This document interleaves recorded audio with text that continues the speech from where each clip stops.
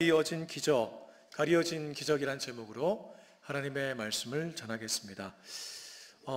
가리어진이 맞습니다. 제가 맞춤법을 찾아보니까요, 간혹 몇몇 분들이 가리워진이 아닌가 이렇게 얘기를 하는데, 인터넷에서 맞춤법을 검사해 보니까 가리어진이 맞습니다.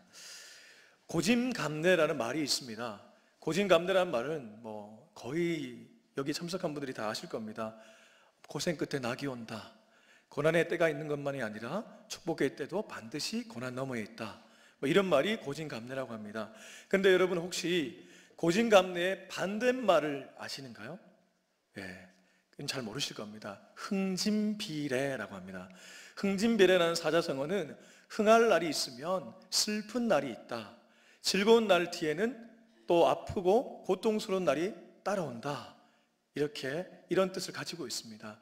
우리는 고진감래라는 말은 좋아하지만 흥진비례에 대해서는 좋아하지 않습니다.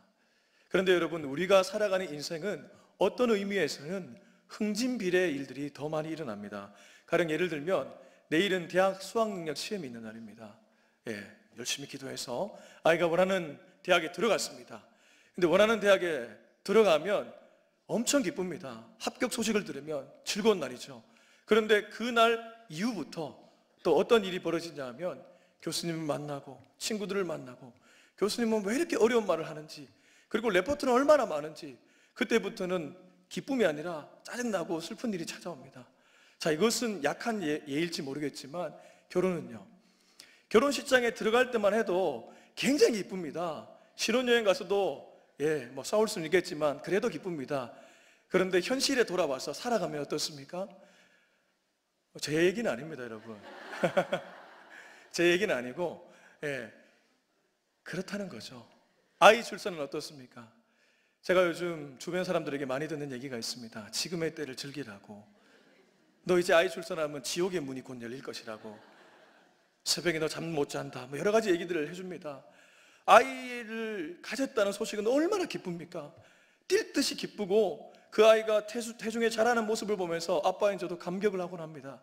그런데 이것이 태어나게 되면 어떤 일이 벌어집니까? 마냥 기쁘지만은 않습니다. 이게 바로 우리 인생에 자주 일어나는 흥진비례의 경험입니다. 그런데 이 흥진비례를 오늘 본문의 주인공인 사도 바울이 겪고 있습니다. 여러분, 지금 사도 바울이 본문 속에 있는 곳이 어디입니까? 빌립보, 로마의 빌립보는 로마의 식민도시인데, 이 로마의 차디찬 감옥 안에 바울이 있습니다. 그런데 여러분, 바울이 바로 직전에 어떠한 사건을 경험했습니까? 그 유명한 루디아, 자색 옷감 장수 루디아의 스토리가 바로 직전에 있었습니다. 무슨 말이냐면, 바울이 무시아에 이르러서 비두니아로 가려고 했지만 성령께서 막으시고 마게도냐 한상을 포기하시고, 그리고 마게도니아의 첫 성 빌립보에 갔는데, 이 빌립보에는 회당이 없었습니다. 주로 바울은 전도하는 방법이 그 도시의 회당을 찾아가서 회당에서 유대인들에게 복음을 전하는 방법을 선택했는데, 빌립보에는 회당이 없다 보니 문밖 강가에 갔습니다. 문밖 강가란 말은 빨래터입니다. 이 빨래터에서 빨래를 하고 있는 여인들, 여기저기 서 있는 여인들에게 주의 복음을 전했습니다. 그런데 한 여인이 옆구리에 자색 옷감을 딱 끼고 있는데, 이 여인이 복음을 아주 유심하게 듣더니 주님을 인격적으로 받아들였습니다. 그래서 세례를 줬습니다. 얼마나 기쁜 일입니까? 주님께서 비두니아로 가지 못하게 막으셨지만 빌립보라는 도시를 통해서 이 도시에 오게끔 인도하셨고, 한 여인에게 복음을 전하게 하셨고, 그 여인 전체가, 그 여인의 가족들이 복음을 받아들이고 구원을 받았으니 이보다 기쁜 일이 어디 있습니까? 그런데 며칠 후에 사도 바울은 습관을 쫓아서 어디를 갔냐 하면 기도의 처소로 갔습니다. 그런데 이 기도의 처소를 가는데 아주 음산하고 이상한 기운이 풍기는 여자 하나가 따라옵니다. 그 여자가 누구일까요? 귀신 들린 여자입니다. 이 귀신 들린 여자가, 여러분, 주님을 믿지 않아도 귀신 들린 여자도 신통합니다. 그러다 보니까 바울과 실라를 보면서 저 사람들이야말로 진정으로 하나님의 종들인데 저들이 말하는 것이 바로 구원의 길이다, 이렇게 얘기를 하는 거예요. 여러분, 말은 맞는 말이지 않습니까? 나 하나님의 종이지, 나 구원의 길을 전하고 있지. 그런데 음산하고 이 이상한 기운에 풍기는 이 여자가 하루만 그러는 것이 아니라 여러 날을 쫓아오면서 계속해서 말하는 거예요. 그래서 바울이 귀찮아서 안 되겠다 싶어서 나사렛 예수 그리스도 이름으로 명하노니 귀신아 나와라, 이렇게 명해버렸습니다. 그래서 여러분 어떻게 됐습니까? 귀신이 나왔습니다. 귀신이 나왔잖아요. 이 여자가 귀신 들린 이 귀신 들림의 병이 한순간에 치유함을 받았어요. 얼마나 좋은 일입니까? 그런데 이 좋은 일이 사도 바울에게는 억울한 누명으로 다가옵니다. 왜냐하면 이 여자의 배후에 누가 있었냐 하면 이 여자를 이용해서 돈을 벌어먹는 악덕 지주들이 있었기 때문입니다. 이 귀신 들린 여종이 점을 치는데 그 점괘가 신통한 거예요. 그 사람들이 이 여자를 찾아와서 나도 점을 봐달라, 나도 점을 봐달라, 그렇게 해서 돈을 벌어먹는 무리들이 있었으니 바로 귀신 들린 여종의 주인들이었습니다. 그런데 사도 바울이 귀신을 떠나가게 했으니 이제 그 신통함이 사라져버리게 된 거예요. 주인들 입장에서는 돈벌이가 사라져버린 것이죠. 얼마나 짜증납니까? 이를 바닥바닥 깔았을 거예요. 그래서 저 사도 바울, 저 신라 가만두지 않겠다. 그리고 이들이 묘안을 짜낸 것이 당시 빌립보는 로마의 아까 식민도시라고 말씀드렸습니다. 로마가 식민도시를 통치하는 방법은 여러 가지가 있었지만 그 중에 하나가 행정관 2명을 파송시키는 거였습니다. 행정관들은 한마디로 로마의 황제를 대신해서 그 빌립보의 시에서 일어나는 여러 가지 일들을 재판하고 심사하고 그런 일들을 행정관들이 했어요. 여기 본문에 나오는 상관들은 바로 그 행정관들을 얘기합니다. 이 여종의 주인들이 행정관을 찾아가서 이 사람들이 엉뚱한 짓을 한다, 우리는 로마인들인데 로마인들에게 전혀 어울리지 않는 유대인의 희한한 풍습을 전하고 있다, 저들은 아주 못된 사람들이다. 행정관들이 그 얘기를 듣다가 이 정치하는 사람들은 여론에 약하잖아요.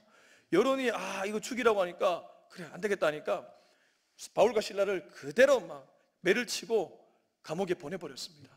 그렇게 해서 사도 바울이 오늘 본문에 기록된 것처럼 차디찬 감옥에 들어오게 된 것입니다. 그런데 사랑하는 성도 여러분, 우리가 보통 이 본문을 볼 때에 어디에 우리의 눈이 포커스가 맞춰지냐 하면 바울과 실라가 찬송과 기도를 했더니 어떻게 됐습니까? 착고가 풀리고 옥문이 열리고 지진이 일어나서 그야말로 역사가 일어난 이 기적에 우리의 눈이 주목하기 마련입니다.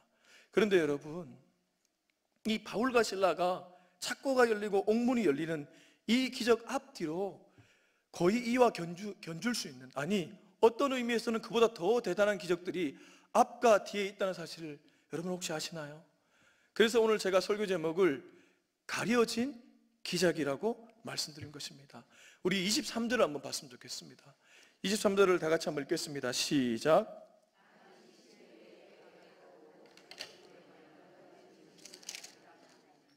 여기 보면 많이 친 후에라는 어떠한 표현이 기록되어 있는데 여러분 이 말씀을 잘 생각해 보시기 바랍니다. 바울과 실라는 로마의 채찍질을 당했습니다. 그런데 당시의 로마의 채찍은 하나 특징을 가지고 있었으니 그것은 바로 채찍의 끝에 날카로운 짐승의 뼈나 무거운 납을 달았습니다. 예수님을 때렸던 채찍도 이와 같은데 그러면 이런 채찍을 맞으면 어떻게 될까요? 날카로운 이 짐승의 뼈가 있고 무거운 납이 있어요. 그럼 이런 채찍에 맞으면 그냥 채찍에 맞아도 엄청 아픈데 살점이 뜯어져 나가는 고통을 느낄 수밖에 없는 거예요. 그런데 그런 채찍질을 얼만큼 했다고 하죠? 많이 쳤다고 합니다. 많이 쳤대요. 그러면 바울과 실라의 지금 육신의 상태는 어떠할까요? 여러분, 살점이 뜯어져 나가고 피멍이 들어있는 상태예요. 고통이 이루 말할 수 없는 정도의 육신의 고통이 지금 바울과 실라에게 찾아오고 있는 겁니다. 그리고 또 하나 있습니다. 여러분 24절에 보면요, 바울과 실라를 그냥 감옥에 넣은 것이 아닙니다. 어떤 감옥에 넣었다고 하죠? 그들을 깊은 감옥에 넣었다고 해요. 여러분 왜 하필 그냥 감옥이 아니라 깊은 감옥이라고 했을까요? 이거는 달리 표현하면 그 수용소 중에서도 가장 음삼하고 음침한, 남들하고 소통도 되지 않는 그런 저 깊은 감옥에다가 바울과 실라를 넣어버렸다는 거예요. 그런데 놀라운 것은 내 살점이 뜯어져 나가고 저 깊은 감옥에 가두어져 있는 바울과 실라가 오늘 25절에 보면 뭐를 했다고 하죠? 한밤중에 바울과 실라가 기도하고 찬송했다고 성경은 기록하고 있습니다. 여러분, 바로 이것이 기적인 줄로 믿습니다. 여러분, 우리는 어떠한 일이 일어나야지만 이것이 기적이구나, 분명히 이거는 일어나지 못할 일인데, 예를 들면 말기암 환자가 정말 주님의 치료의 은혜로 낫게 되었어요. 우리가 이런 일을 바라볼 때는 기적이 일어났다고 생각합니다. 그런데 여러분, 내 삶에 찾아오는 여러 가지 어려움 속에서 내가 기도하고 찬송했는데 그런 일들은 우리가 기적이라고 생각하지 않는 거예요. 바울과 실라는 엄청난 고통 속에 있었습니다. 여러분, 사람이 너무나 큰 아픔이 찾아오면요, 기도가 잘 나오지 않아요. 찬송이 잘 나오지 않습니다. 그런데 바울과 실라는, 물론 여기 한밤중이라는 표현이 좀 주목할 필요가 있는데, 여기 영어 성경으로 보면 about midnight입니다. 또 달리 보면 표준 세번역에서는 한밤중이 되어서야 이렇게 기록되고 있습니다. 약간의 시간이 경과되었다는 것이에요. 그렇지만 약간의 시간이 경과되었다고 하더라도 여러분, 고통이란 것은 처음에 맞을 때보다 조금 시간이 흐른 후에 더 진하게 다가옵니다. 엄청나게 지금 바울과 실라가 아픈데도 불구하고 찬송과 기도를 하고 있다는 거예요. 이게 바로 하나님이 보여주신 기적인 줄로 믿습니다. 기적의 서막은 언제나 고통 속에 찬송과 기도를 할 때에 일어난다는 것이죠. 네, 지금은 저는 너무 행복합니다. 고통 중에, 여러분, 중요한 것은 이거죠. 고통 중에 기도했더니, 그럼에도 불구하고 말씀 붙들고 기도했더니 하나님께서 내 마음을 만지시고 하나님의 역사를 써내려 가셨다는 것입니다. 사랑하는 성도 여러분, 바로 이것이 기적인 줄로 믿습니다. 그런데 이 도드라진 기적 전에 일어난 이 기적 말고 도드라진 기적 이후의 기적은 더 놀랍습니다. 지금부터 설교의 하이라이트입니다. 여러분, 27절과 28절의 말씀을 같이 한번 읽었으면 좋겠습니다. 27절, 28절 다 같이 시작.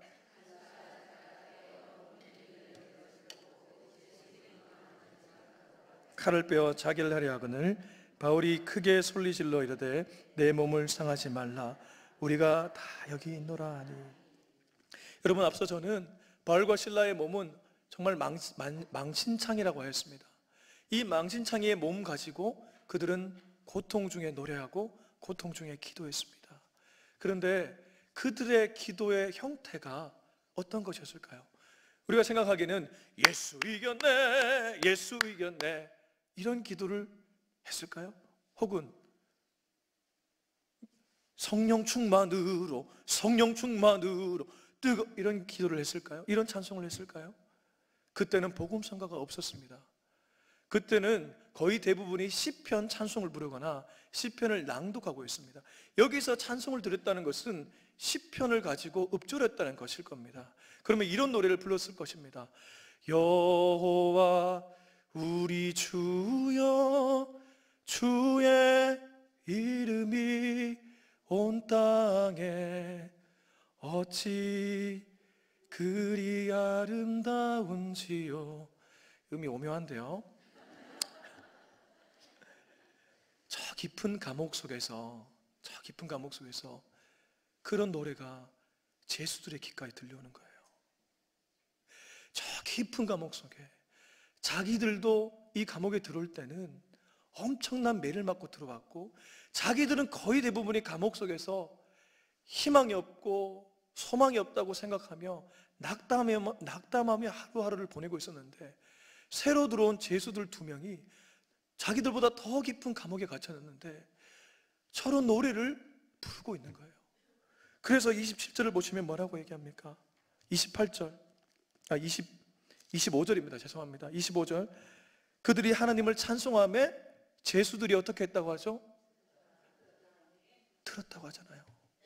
여러분, 이들은 정말 문제아 중에 문제아였습니다. 악질범들이었어요. 흉악범들이었어요. 그런데 이들이 조용히 저들의 찬송과 기도 소리를 듣고 있는 거예요.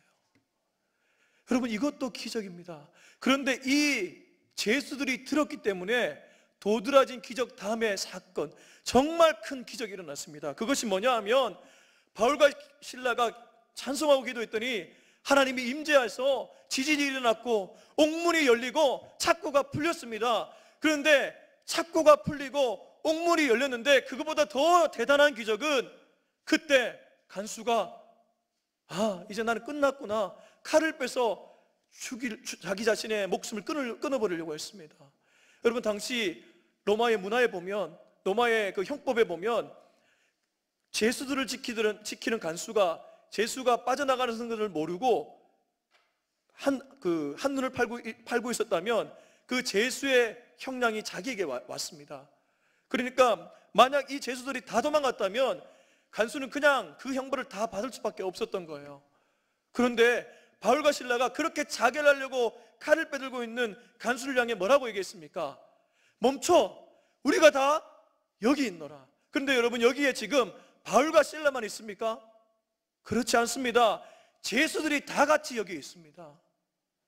여러분, 제가 성경을 잘못 보고 있습니까? 잘 보십시오.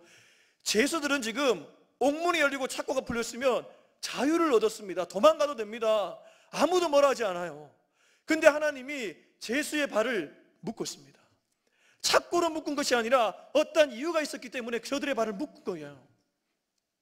마치 우리가 어떠한 영화를 볼 때 화면이 정지됐을 때 너무 짜릿할 때 그 정지화면처럼 딱 나에게 다가오는 것처럼 하나님이 그 순간 죄수의 발도 묶으시고 바울과 실라의 발도 묶으시고 모두가 그 자리에 있게 만든 겁니다. 그러면서 바울과 실라의 입술을 통해서 간수에게 말하게 합니다. 우리가 다 여기 있노라. 여러분, 바로 이것이 기적인 줄로 믿습니다. 죄수가 도망가도 되는데 도망가지 않게끔 만든 이 기적. 근데 이 기적이 어디서부터 비롯되었습니까? 바울과 실라의 찬송과 기도에서부터 시작되었다는 것입니다. 그렇다면 왜 하나님은 바울과 실라뿐만 아니라 죄수들의 발까지 묶고 놓으면서까지 간수에게 복음을 전하게 했을까요? 그 이유는 간단합니다. 간수를 살리기 위해 있습니다. 한 영혼 때문입니다. 여러분, 우리는 어떠한 기적을 경험하면 그 기적에 만족해서 가장자리에 있는 사람들을 보지 못하곤 합니다. 우리 교회도 지금 임직자의 투표를 했습니다. 장로님이 되신 분들이 있고 안수 집사님이 되신 분들이 있고 권사님들이 되신 분들이 있습니다. 축하할 일이고 격려할 일입니다. 그런데 여러분, 지금 내 몸이 자유를 얻은 바울과 실라 죄수들, 근데 하나님이 왜 이들의 발을 묶었냐? 너희가 기뻐하는 그 순간에 가장자리에 누가 있는지를 보라는 뜻입니다. 나는 기쁘지만 누군가는 지금 슬픔을 겪고 있다는 것을 너의 눈으로 보라는 것입니다. 이때 간수가 만약에 죄수들이 그냥 도망갔다면 간수는 죽었습니다. 하나님이 모든 사람의 발을 묶으면서까지 이 순간 가장자리에 있는 간수를 보게끔 만들었고, 바울과 실라가 이에게 복음을 전하게 하셨고, 복음을 듣는 간수는 구원을 받게 되었고 온 집안이 세례를 받게 되었는 줄로 믿습니다. 여러분, 창세기부터 구약에서 계속 얘기하는 것은 바로 가장자리의 은혜입니다. 가장자리의 은혜는 고아와 가부와 나그네와 이 가장자리에 있는 사람들을 너희가 소홀히 하지 말라는 것입니다. 떨어진 낙가를 줍지 말라는 그 기록도 있습니다. 왜 하나님께서 그런 말을 할까요? 너희가 가장 기뻐할 때도 누군가는 슬퍼한다는 것, 이 사실에 너희 눈을 주목해라는 것입니다. 사랑하는 성도 여러분, 내일 저는 우리 아이들이 수험생들이 대박이 났으면 좋겠습니다. 아니, 대박이 안 나면 중박이라도 났으면 좋겠습니다. 그런데 대박을 경험하지 못하고 중박을 경험하지 못하고 시험에 죽쓰는 아이들도 분명히 있을 것입니다. 현실을 보자고요. 제가 저주하는 것이 아니고요. 냉정하게 보면 분명히 그런 아이들 있습니다. 우리의 눈은 그런 아이들에게 가 있어야 됩니다. 그렇다고 우리가 섣불리 그들을 위로해서도 안 됩니다. 그냥 그들을 위해 기도해 줘야 됩니다. 하나님, 저들의 마음을 만져 주시옵소서. 저들 가운데도 하나님의 은혜를 베풀어 주시옵소서. 저들의 인생에도 꽃피는 날이 오게 하여 주시옵소서. 사랑하는 성도 여러분, 교회가 해야 될 일이 바로 이러한 일인 줄로 믿습니다. 말씀을 맺겠습니다. 이 시간 말씀을 맺으면서 오늘 본문을 좀 정리했으면 좋겠는데요. 오늘 본문에 드러난 인물들을 하나씩 좀 살펴봤으면 좋겠습니다. 먼저는 귀신 들린 여종의 주인입니다. 여러분, 귀신 들린 여종의 주인은 어떠한 논리로 살아간 사람이었을까요? 그는 돈의 논리였습니다.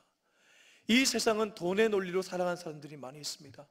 두 번째는 행정관들입니다. 행정관들은 어떤 논리에 따라서 살아갔을까요? 그들은 정치의 논리에 따라 살아갔습니다. 생각보다 많은 사람들은 인간관계를 중요시 여기고 정치의 논리에 따라 살아갑니다. 그리고 또 하나 있습니다. 간수입니다. 간수는 어떤 논리에 따라 살아갔을까요? 간수는 평범한 소시민이었습니다. 그런데 이 평범한 소시민도 잘못을 저지르고 있었습니다. 그것은 뭐냐 하면 어떠한 비판의식도 없이 문제의식도 없이 그저 상관이 나에게 명령을 내리니까 잘못도 없는 이 억울한 죄인들을 감옥에 넣어버리는 겁니다. 그저 명령에 순종하는 평범한 소시민, 어찌 보면 저와 여러분의 모습인지도 모릅니다. 이 세 명은 모두 세상의 질서, 세상의 논리에 따라 살아간 무리들입니다. 그런데 저 반대편에 믿음의 질서, 은혜의 질서, 하나님의 논리에 따라 살아간 사람들이 있었으니 그 사람이 바로 바울과 실라인 줄로 믿습니다. 고통 중에도 노래하고 찬송했으며 내 몸에 자유함이 있었지만 나만 본 것이 아니라 이 시간 가장 가장자리에 있는 간수를 본 이 믿음의 사람들, 하나님은 바로 이 믿음의 질서를 따라 살아가는 사람들 통해서 역사를 일으켰다는 것입니다. 사랑하는 성도 여러분, 이것이 바로 우리 삶에 가려진 기적입니다. 세상은 절대 믿음을 이길 수 없습니다. 세상은 결코 은혜의 논리를 이겨낼 수가 없습니다.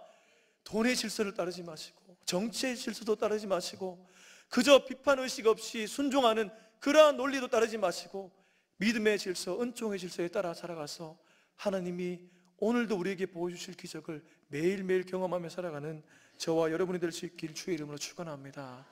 기도하겠습니다. 살아계신 하나님 아버지, 세상은 우리에게 말합니다. 믿음보다 돈이 더 중요하다고, 은혜보다 정치가 더 중요하다고, 네가 생각하는 그 신앙보다 그저 내 말에 따라 살아가라고 얘기합니다. 그러나 여전히 믿음이 세상을 이길 수 있는 줄로 믿습니다. 여전히 은총이 하나님 이 세상을 이길 수 있는 줄로 믿습니다. 그러므로 하나님 아버지, 고통 중에도 노래하는 우리 모두 되게 하여 주시옵소서. 그리고 나에게 하나님이 기적을 보이셨다면 그 기적에 그저 기뻐하는 사람만 되는 것이 아니라 혹여라도 그 기적 사이에서 또 힘들어하는 가장자리에 있는 삶의 바깥에 있는 사람을 보는 모든 우리들 되게 하여 주시옵소서. 감사드리며 이 모든 말씀 살아계신 예수님의 이름으로 기도합니다. 아멘. 간구하겠습니다. 여러분, 하반기 성례식이 있습니다. 하반기 성례식은